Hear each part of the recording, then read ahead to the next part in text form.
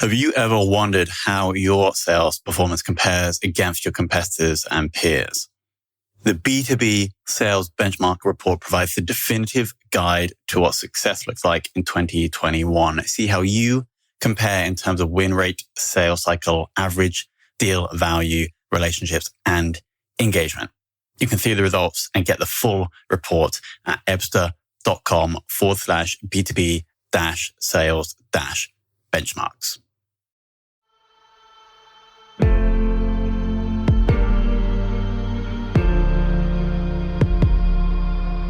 This is Sales Ops Demystified, the #1 most downloaded podcast in sales operations. We invite the brightest minds in sales operations onto the show to deconstruct the why, what, and how behind rep productivity, forecasting, metrics, and all things revenue. This podcast is brought to you by Ebster, the leading customer engagement platform for Salesforce.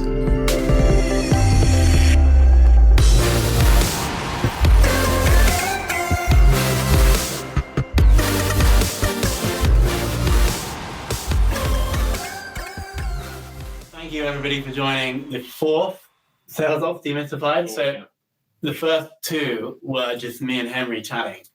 And then the third one was after we had Justin on from AeroCorp, and we found that format more engaging. I think we enjoyed that more. Yeah. It's also the result, what people were saying, they enjoyed it more as well. So today we have a very special guest. We have Rory Brown of Kluster Intelligence. And again, we're going to be running for about 30 to 45 minutes. We have an idea of the topics that we're going to be covering. But if you have anything you want to ask, either Henry, who's also experienced in sales ops, and Rory, then just ping it in the chat. We have Josh here in the room who will be passing those questions through to me. If there's anything super specific, we'll come back to you afterwards. True. It's probably the best way. And then moving forward as well, we'll be having a guest, someone who has real actionable sales operations experience on every week, Thursday, 5 p.m. If you have registered for one of these, you'll probably get an email from me asking if you'd like to register again. We might get some kind of solution where if you've registered for one, you get invited to all of them in the future. Won't we, Josh? Yeah. So I think we're probably going to get started. And the first kind of point that we're going to go into is like an intro to Rory. But what I'd like to say first is that I really like the way you describe what your business does above the fold on the homepage. I'm quite aware that is more marketing, but if you could take us through like what Kluster Intelligence does first, and also your experience related to sales and sales operations, and then we'll dive into the questions. Yeah, sure.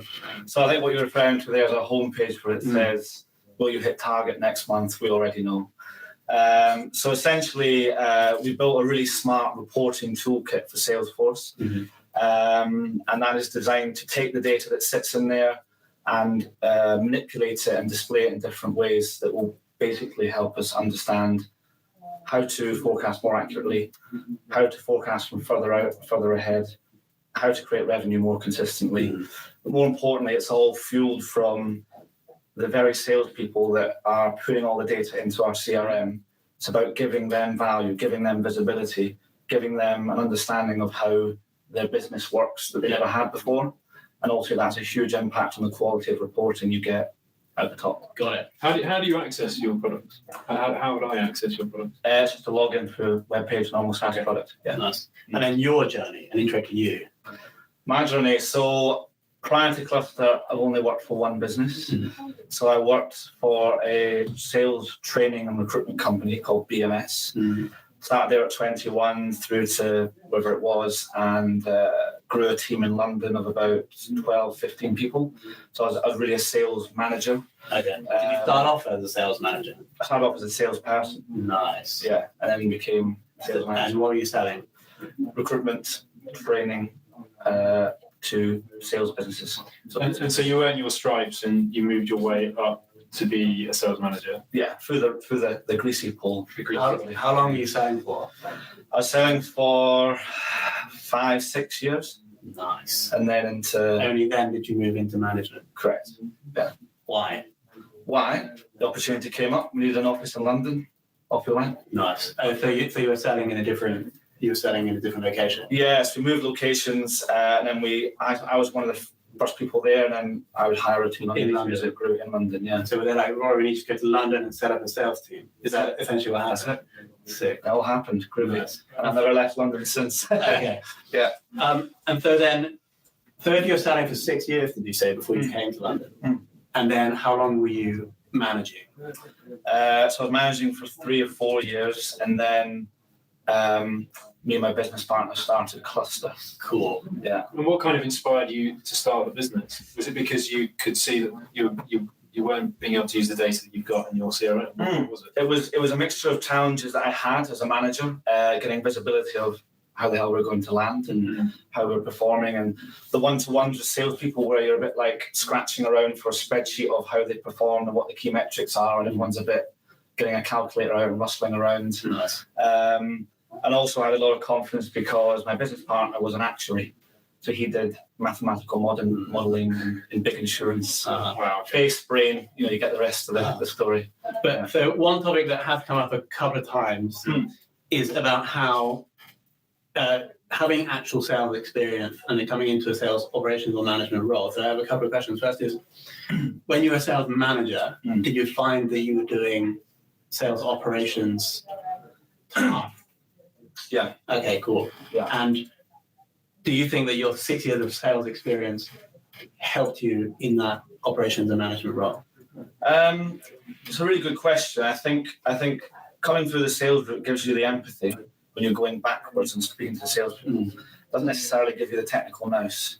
So you're in there understanding the problem and feeling for people, but you're not necessarily that well equipped to quickly produce and distribute a solution. So it's a bit of a catch-22 really coming through that angle, I'd say. So you have part of the skill set, but then you won't necessarily have this other part. Yeah, cool. Definitely. Interesting. Yeah. Because the guest we had last week, correct me if I'm wrong, Henry, but have never been a salesperson. Yeah, so I don't think Justin's been a salesperson. He was in sales ops, and then moved into sales management. Yeah. I mean, I think some distancing yourself from salespeople to be a sales manager is quite important. And I think the same relationship needs to happen with sales operations. Sales operations is kind of the intermediary between a sales manager and a salesperson. They're kind of the connection, aren't they? And so they can sometimes be the shoulder to cry on a lot of the time. I mean, for you, it's like right now you essentially have all three roles. Yeah, all squished into one. Yeah. Interesting. Okay, cool. So I think that, like, Henry, do you have any more questions about like Kluster or Rory's journey? No, I think that's really cool. So we have 3 points that we like to discuss, quite tech focused, I think. So we'll move through them, and then Josh, do you have anything? No questions yet. Okay, Henry, I'm going to pass this on to you. What your sales data can tell you about the right technology to employ. So it's quite a broad topic. How do you do it at Kluster? What are you doing with data in the sales funnel?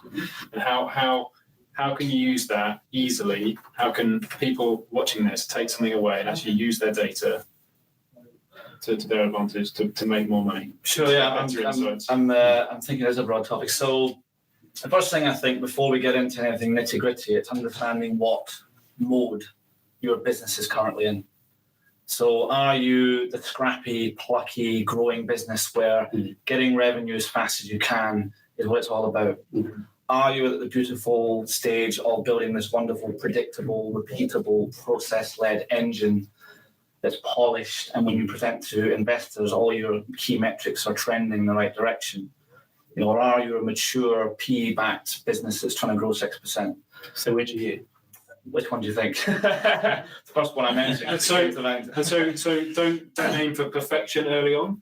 Is that what you say? Is that what you try and say? Well, trying to get the basic fundamentals of the framework correct. Yeah, and then it's easier to scale from there. Correct. Yeah, I think. Well, as I said, so it's bearing in mind what mode you're in right now. If you are the plucky business trying to get revenue, you're going to be employing tech to help you sell faster, and that's it. And it could be at the sacrifice of polished processes. But if you're in that middle stage where you're about building this repeatable process, then the tech you employ might be quite different because the aims of the business at that point are quite different. Okay. So if you had just your CRM, what would you? And you had limited time, limited funds. What's the first things you would do? Good question. Is it take on more technology, or should you spend time and effort to get your CRM correctly configured, maximize that, and then bring on other solutions? I think good point. So I think the first step would be, we're talking about Salesforce, which most of us are on. It's about setting up a really slick, easy way of using it. Okay. Move your deals through the stages. Set up how your leads work, set up how your contacts work, make it easy, don't overcomplicate it. You've only got a few salespeople. And how do you decide? So some businesses use accounts, contacts and opportunities for their entire sales process. And some use leads, then convert it through to opportunities, accounts, contacts. Yeah. How does a business decide what to do and where? Because I think it depends on the business. If correct me if I'm wrong. Totally. Maybe the sales cycle and who you're selling to. Yeah. How do you decide those things? Well, for us, we split it very easily, and leads are marketing driven, contacts are outbound driven. Okay. Pretty simple. But as you say, I've seen very different permutations of that, and it totally depends on how you want to structure it as a business. I've seen people that, because they come from HubSpot as a CRM, they've got rid of leads totally, and they just work in contacts, and then they ignore the lead object completely. Because we do something slightly different as well, right? Well, we were using accounts, contacts, opportunities, partly because we're an ISV, so the way all of our customers are obviously linked into our own Salesforce. However, we have moved to using leads again. Okay. Mainly because I think it's slightly easier for us to divide up between teams and probably scale a bit faster using leads. It gives us clarity of roles, makes reporting slightly easier. Yeah, I find. Yeah. So that's why we decided to go that way. I'm not saying it's super easy. I'm not saying it's like 100% right. It's just I think it's the right way to go. It will never be 100% right, will it? No. I don't think I've ever seen one that is. So yeah, should probably get that out of our heads. It'd be interesting to see people watching. What they employ if they're doing it account based or if they're using leads. I'd be quite interested to know that split. Yeah. Cool. Anything else on this one? I think we could talk all day. Yeah, we probably could. Yeah. Feel free to carry on. Cool.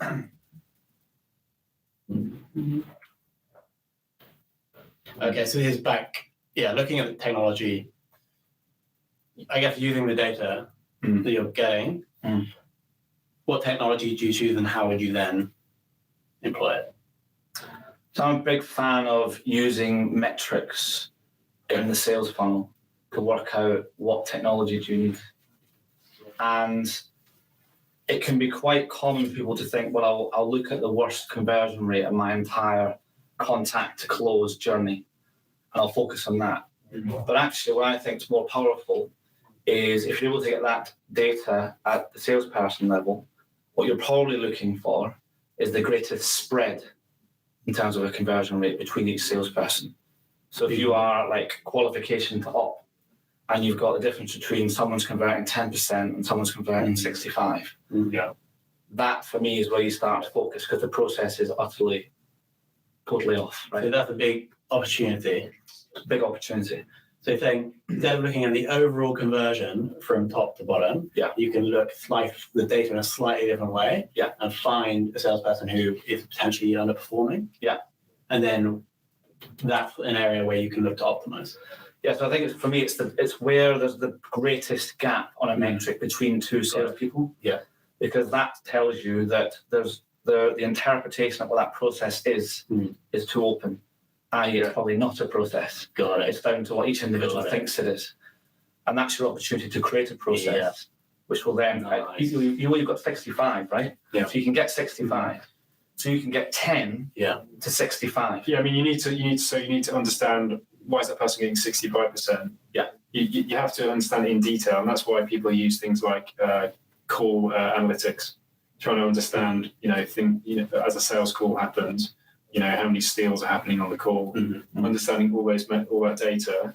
But I think it's such a is that something you do early on, or do people do that only when they're optimizing, when they're trying to eke out those extra? Are we talking about small businesses or larger businesses? Or it's a good question. I think this is the big challenge of this discussion, isn't it? In that we're, I'm not sure what the audience are. I'm guessing we're probably all in kind of SaaS tech type environments. We should profile the audience. If anybody would like to share their industry, you can. I wouldn't assume anything there.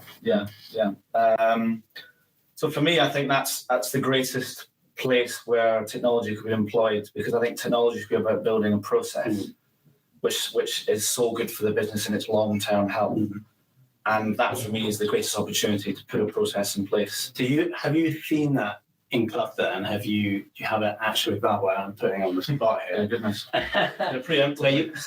where you've seen maybe, obviously you don't pick out a salesperson, but maybe a process that you've implemented that has had at one of those stages that have had a good result. And don't worry if not, I know I've just put you on the spot. No, it's fine. I mean, it's quite obvious actually, and it's one that one of the first discussions we will have with our customers is we'll walk into the onboarding and we'll say right in front of the sales management to the salespeople, what is an opportunity?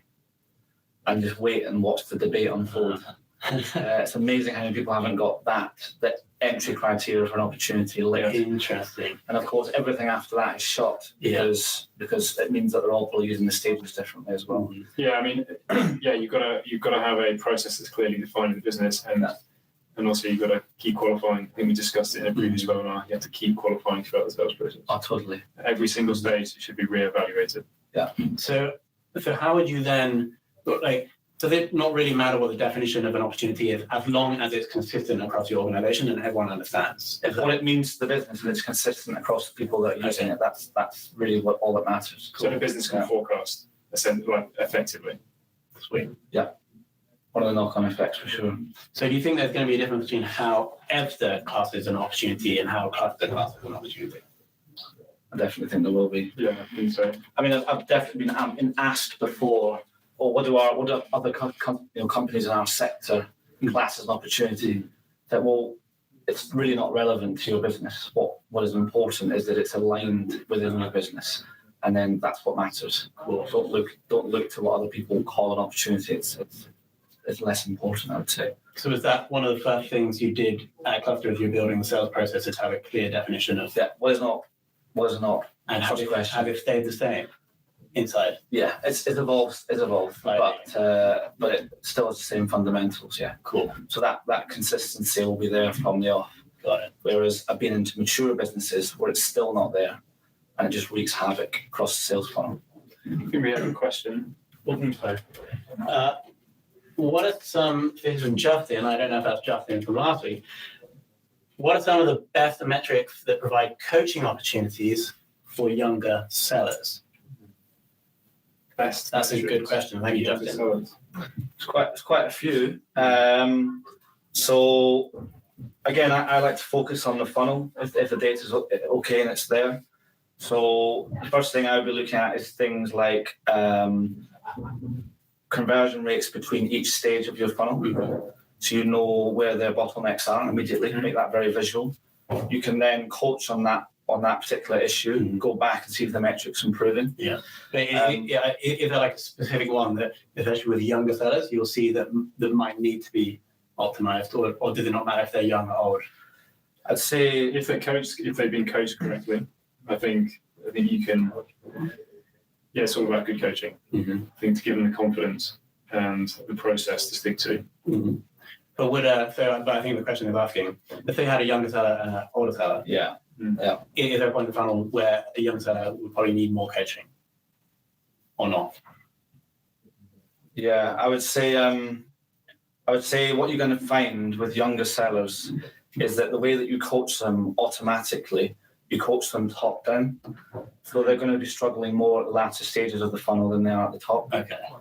So metrics you might want to be looking at is, when you're starting to get into pricing negotiations, that part of the funnel, what is the key metric around that particular area, which is typically later down the line. And they might not be doing it so often as well. Exactly. Yeah. It might happen less often, those kinds of discussions. Yeah, got it. So they need more coaching. Yeah. Hope that answers your question, Justin. Okay, well, we're talking about opportunities and how it's really important to have that clear definition. Yeah. Right. Yeah. Is there anything else that's really important, or any other definition or process that's really important to have defined, or if every stage of the process needs to be fully defined? I think every stage needs to be fully defined. The whole thing has to be like perfect, like fully defined. No, because everyone hopes for perfection, but you won't get it. Yeah, like it's a journey to get there. Okay, cool. But that's a key stage is to have an opportunity fully defined. Yeah, right. I mean, it's back to qualification. What's your criteria? At each stage? Yeah. Nice. So let's say FQL, right? So what are the qualification criteria like all the way through? Yeah. Nice. Right. Also, it's about taking once you start analysing pipeline, if you know it's being created at a consistent point, you know that what you're looking at in terms of coverage and how fast you're booking it and all these metrics, and you're planning ahead and spotting gaps, you know it's reliable because at least it's being created in unison. If it's not, like, you can't rely on that information as well, and it becomes very challenging to hit target, basically. Okay. Let's move on to our final point. Interesting. Henry, tell me more about this. How to build credibility with the team using data. Well, I think, so is this in relation to bringing in technology to a business for them to then see benefits?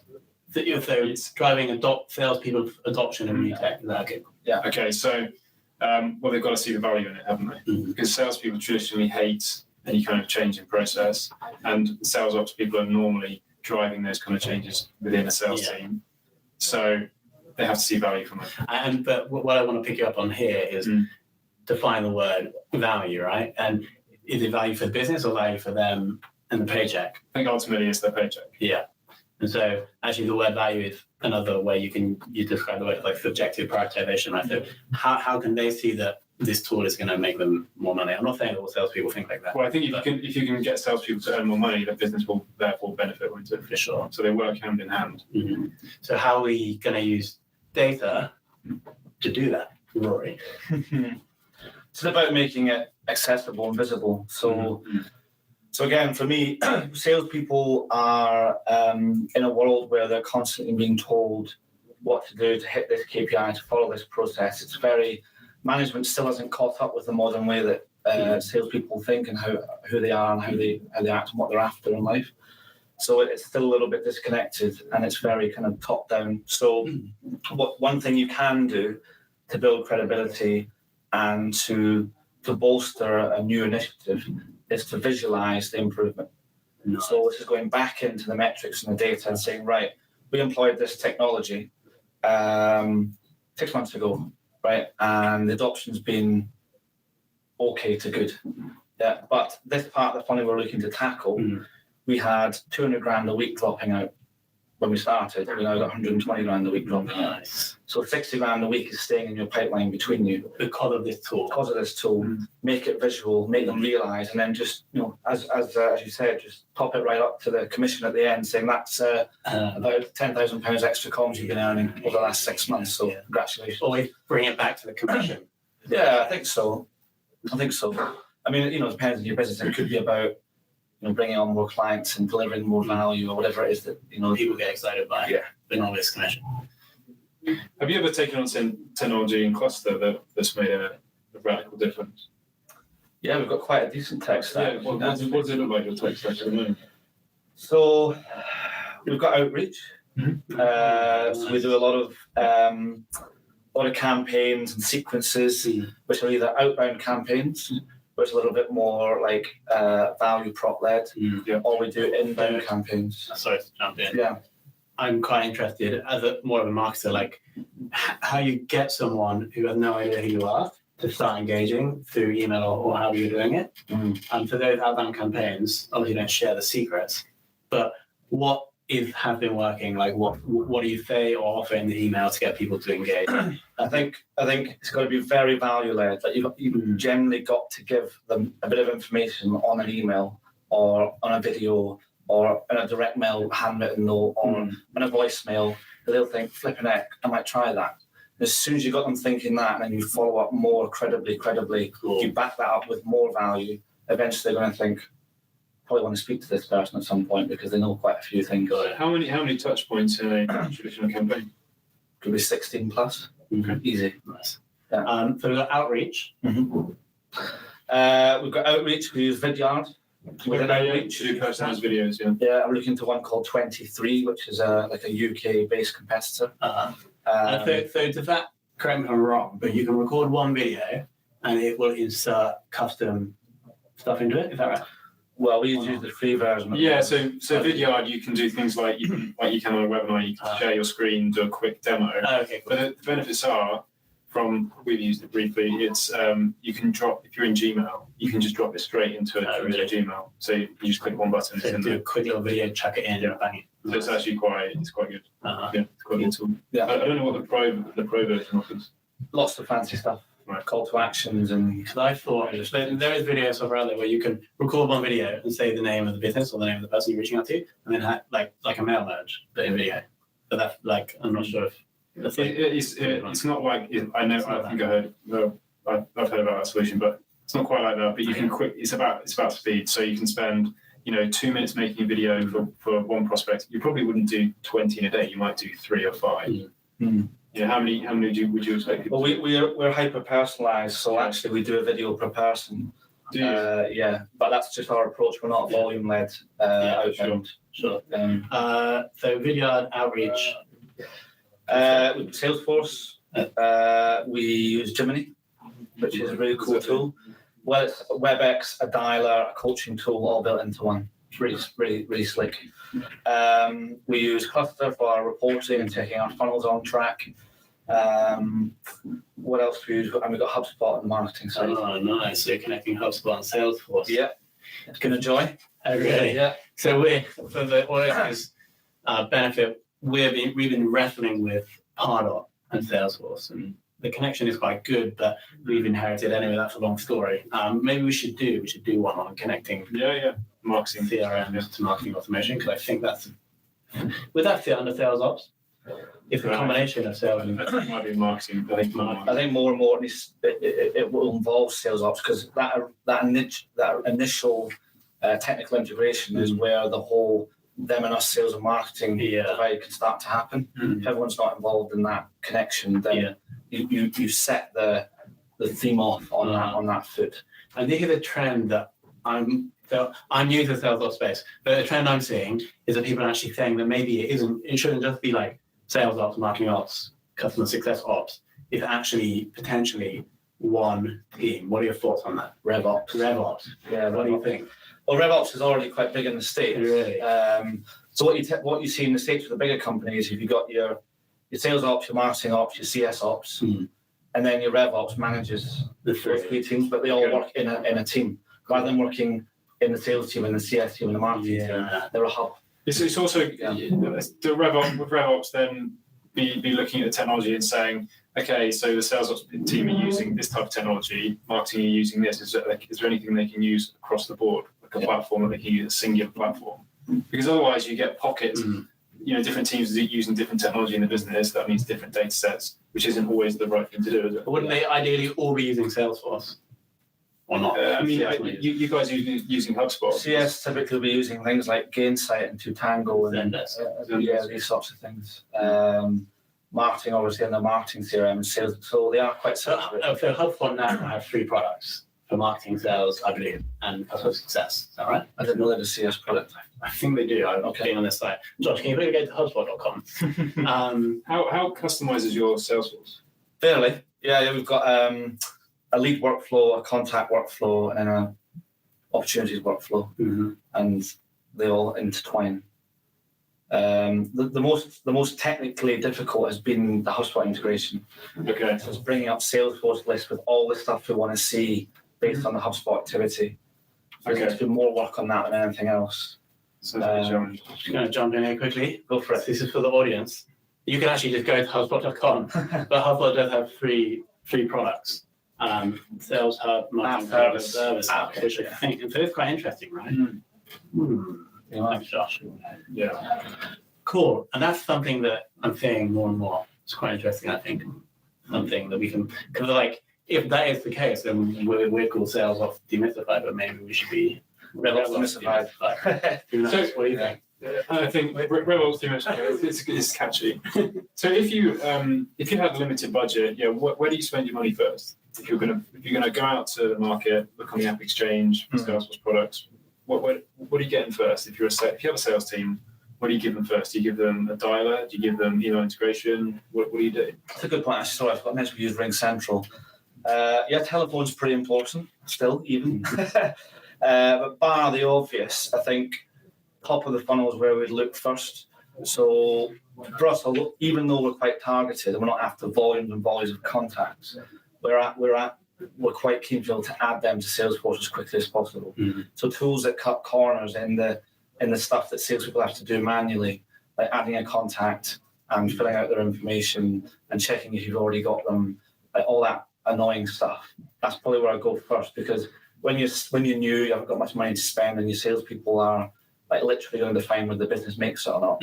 At that point, if you can free up their time in the biggest way possible, that's what I would do first. Okay. Yeah. Nice. Time saving. So it's about making those big gains to start with and then optimizing later. Yeah, I think optimizing comes much later. Getting them on the phone, on the email, on video. How much selling time do they have? Anything that moves that percentage up. That's really good. Because I think you'd be surprised how much time salespeople spend just simply trying to find someone to call, trying to prospect to. Yeah. And I think that if you can reduce that time and make them be effective, then it's worth it, isn't it? 100%. And one thing that we were talking about actually is there one metric that a sales operations team can use to define the sales team? And do you think, I just had an idea then, it could be time selling? Like it. And so there's the England rugby. Time selling per head. Yeah, so metric, it comes back to it comes back to rugby. So Eddie Jones, Who's Eddie Jones? the head coach for England rugby. So his single metric he has across the team, so forwards and backs, is the amount of time, how quickly players get up off the floor. So he has one metric he can judge everyone by, and it's how quickly they can get up. Okay. So because if you're on the floor and you're playing rugby, you're no good to anyone. But if you're on your feet, you can make tackles, you can pass balls. So it's a simple metric across the board that everyone can easily understand, and it is something I've heard that he prizes quite highly. So he probably has a team, or he can somehow measure that quite easily. Maybe there's someone just timing it, I don't know. But how would you do this with the sales team? He'll have OptiStats doing life for him. Well, we've got a CRM system with data in it, so we've got no excuse really. But if someone's then has to go to LinkedIn to I don't know, is it going to be possible to do this? Yeah, I would think the easiest way, given a sales ops job, is to understand these issues. Shadowing. You got the time to do it. Shadow your sales team. Watch them. Time it. Yeah, time it. Maybe we should start doing that. Yeah. So I think we've got another question. The big one, Justin Knuckles.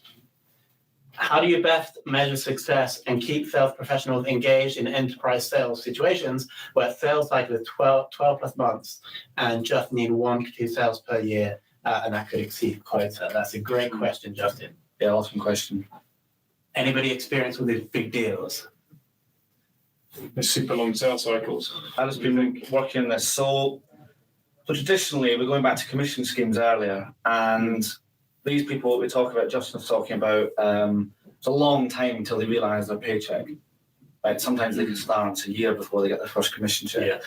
So if you've got trust in your sales funnel, and you can take it all the way back to opportunity, prior activities, engagement, all that sort of stuff, what is quite controversial, but what you can do is you can set up commission schemes or sub-commission schemes based on metrics that are much higher up the funnel. Interesting. And you can celebrate and gamify those metrics as if it was revenue. So number of opportunities. Number of opportunities added, pipeline added, qualification calls attended, I don't know, people engaged in a certain and link that to their commission structure. That's a commission structure. Nice. So have you guys done that? It doesn't have to be commission structure, just linking it to the culture of what's celebrated and what gets the early finish in the pub and what gets the pat in the back. Have you done that A Kluster. I've seen clients do it Okay. and they've actually been using Kluster as the kind of recording mechanism. Nice. But Awesome. it's quite controversial, but I think it works really, really well because what you're doing is you're driving the right behaviour at a point in the funnel, which is a point you can, if you drive that, rewarding when it's already happened is too late. You want to reward all the good stuff that happens more frequently. Especially if it's a year before someone might get the commission. That's a really good answer. That's really good. Nice. Well, that was useful. Hey, have you ever seen that before? No, I think that's really it's a great idea. I think I guess it's unique to every business. If you've got short sales cycles, I think it's a close one. Sweet. Yeah. Thank you very much. Any more questions, Josh? No, we're good. Okay, cool. Have we covered building? Well, I think we kind of diverged away How from to build credibility, so drive adoption. Make it visible. Make it visible. Make it And visible. link it Show them results. Yeah. And show them results at a personal level. Cool. This is how much extra you've made because we employed this technology. And if you're trying to build credibility before, then it's a different conversation. But you want to try and get from your vendor, and they should have this, the expected return for an individual contributor. And so if you've got a team of salespeople and you've got salespeople that have been there for a long time, how important is it to get those? And they might be the most successful salespeople. Yeah. Getting them to use the technology and them see value in it as well. And don't let them not use it. That's really important, right? Because you've got to drive that behaviour. Common problem. The younger salespeople have to see the older salespeople or more experienced salespeople using the technology to their advantage, and then they'll follow suit. Do you think that's really true? Yeah, I think that's a very difficult one, and it's really hard, as you say, someone who's doing really well revenue-wise with the business, convince them this is important. But then you've got to take a huge step back and ask them, well, okay, what are you actually doing here? Why are you at this business? If you're here because you're entwined with our values, you want it to flourish. If it's going to flourish, we need a predictable model. That's going to happen. Nice. You need to lead by example. Have you had that Quite discussion? simple. Well, I've had the discussion before, and I'm sure the discussion happens across the land. I really like that. But people can be afraid to have that conversation with senior salespeople. Then you've got to ask if you're afraid or you can't have it and they're not rational about the conversation. Do they embody what the company's about and should they be there? That's really nice. I love how you brought in the values to that before going into why you need the process. That's really nice. Yeah. Sweet. Okay, cool. We probably need to wrap up in the next few minutes. Okay. Henry, do you have any other questions on your sheet? So I think there's a couple of questions. So who in the business is accountable for good data? I think, data is critical to making good business decisions, good reporting, all those good things. So yeah, the easy answer is to say everyone, but there's different layers within that. So the responsibility comes from the top, and that they've got to create an ethos and a culture where people recognise the importance of this. And going back to my previous comment, where the right behaviours are celebrated, not just patting the person on the back who's made the most money, who could have done an absolute shambles, farce and all to get there. And everyone's thinking, well, I don't need to do that. So I think the responsibility ultimately comes from the top. And also, when it comes from the top, it's things like at a sales meeting, not having a sales manager who's downloaded an Excel sheet with numbers in it and then made a graph. Yeah. It's about reporting in the systems that everyone's using day to day with live data. Totally. Yeah. But I think we also got to remember that as we're all pretty much employing 60% of our sales workforce are millennials now. These people are very educated, they're very capable, they have a sense of purpose and they want to master their craft. So there is still an awful lot of responsibility if you are a salesperson, for goodness sake, be a modern salesperson and don't just throw your toys out the pram because someone else was doing something different.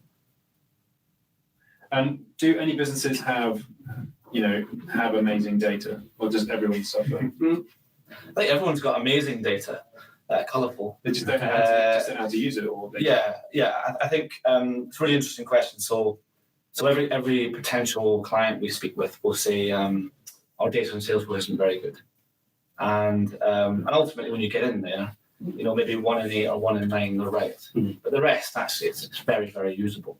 They've just been seeing that as a way to put off the inevitable building out a neat process. There's a lot about, CRMs these days are so good. They've got timestamps, they've got change data, they've got all this micro data going on that we can use to our advantage. So there's an awful lot more in there than you think. It's almost too much. There's almost too much data to crunch through. Yeah, your job as sales ops is to organise it and make it when it becomes visualised, it tells a story that everyone can get behind, and that reimburses the whole process. Nice, cool. So that brings us to the end of Sales Ops Demystified number 4. If anybody would like to talk to Henry, we don't really talk much about Ebster here. No. But Henry's there, that's his email. And also if anybody's interested in, I guess, data in the sales process, that if they're interested in that, they'd potentially be interested. If you want to forecast better, you want to report better, you want to make email useful. Yeah. Rory@kluster.com. Rory, there was a couple of really big insights there. I'm going to try and remember them. There was the one about bringing the commission higher up the funnel, and there was one more about the value thing I really like. Yeah, 2 great little nuggets that I'm going to bring out and right below the video. Cool. Thank you so much for your time. You're welcome.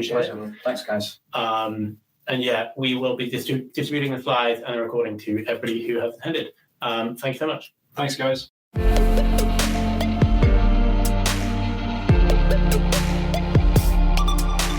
Thank you for listening to this episode of the Sales Ops Demystified podcast. If you are listening on a podcast listening application, then please subscribe, rate, and review. And if you have any questions about the show, if you know a guest, or if you have any questions about sales operations, just hit me up at tomhunt@ebster.com. That's tomhunt@ebster.com.